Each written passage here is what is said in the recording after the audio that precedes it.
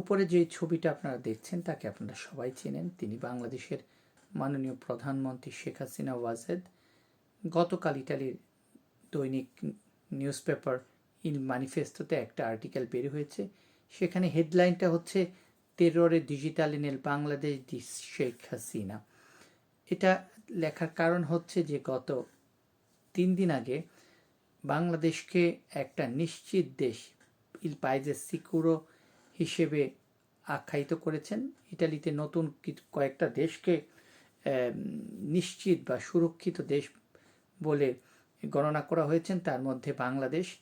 এটার কারণ হচ্ছে যে ডিজিটাল মার্কেটিংয়ে আমাদের প্রধানমন্ত্রী বা বাংলাদেশের যারা ইন্টারন্যাশনাল রিলেশনশিপ নিয়ে কাজ করেন তারা বলেছেন যে বাংলাদেশের কোনো সমস্যা নেই, বাংলাদেশের যুদ্ধ নেই, বা বাংলাদেশ বিভিন্ন সেক্টরে অনেক উন্নতি করছে।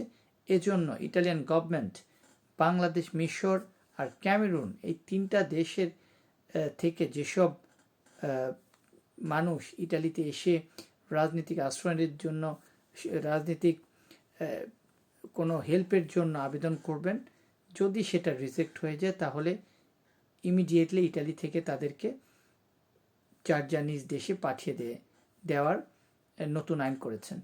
আপনারা অনেকেই আমাকে বলেছেন যে কেন আমি ভিডিও করি বা করেছি যে ইটালি থেকে বাংলাদেশিদের দেশে পাঠিয়ে দেবেন। আপনাদেরকে আমি অনুরোধ করব, যারা ইটালিয়ান বোঝেন তারা গতকালকের ইল ম্যানিফেস্টো পেপারটা পড়বেন, অনলাইনে গুগলে গিয়ে পড়তে পারেন। সেখানে শেখ হাসিনা সম্পর্কে যে আর্টিকেলটা ইটালিয়ান নিউজ পেপারে বলেছেন সেটা পড়বেন। কারণ একটা দেশ যখন নিজেকে স্বাবলম্বী বা উন্নয়নশীল দেশের তালিকাতে অন্তর্ভুক্ত করে, তখন সেই দেশের মানুষরা যদি ইউরোপের কোনো উন্নত দেশে এসে বলে যে আমাদের দেশে কোনো সমস্যা নেই, আমরা স্বনির্ভরশীল, আমাদের দেশে যারা দেশ থেকে যারা বেরোচ্ছে, ইটালিতে আসছে বা ইউরোপে আসছে, তারা যেসব কেসগুলি মারছেন বা যেসব সমস্যাগুলি দেখাচ্ছেন সেগুলি ভিত্তিহীন, তাহলে অটোমেটিক্যালি তাদের কেসগুলি রিজেক্ট হয়ে যাবে।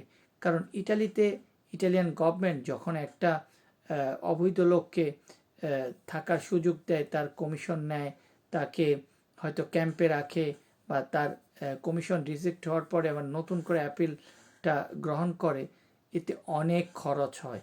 তাহলে যেহেতু বাংলাদেশের প্রধানমন্ত্রী বলেছেন বা প্রতিনিয়ত বলে যাচ্ছেন বাংলাদেশে কোনো সমস্যা নেই, তাহলে কেনই বাংলাদেশিদের ইটালিতে থাকার জন্য রাজনৈতিক আশ্রয় গ্রহণ করা হবে?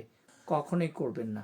তাই বাংলাদেশে সমস্যা কি আছে না আছে সেটা যদি অফিসিয়ালি বাংলাদেশের বর্তমান সরকার তুলে না ধরে, তাহলে ইটালি বুঝে নেবে যে, বা বুঝে নিয়েছে যে বাংলাদেশের মানুষ ভালো আছে, আর বাংলাদেশে থেকে যেসব মানুষ ইটালিতে রাজনৈতিক আশ্রয়ের জন্য আপিল করছেন সবই মিথ্যা কথা বলছেন। এটাই হচ্ছে আসল কারণ বাংলাদেশিদের ইটালি থেকে, অবৈধ বাংলাদেশিদের ইটালি থেকে ভবিষ্যতে বাংলাদেশে পাঠিয়ে দেওয়া হবে।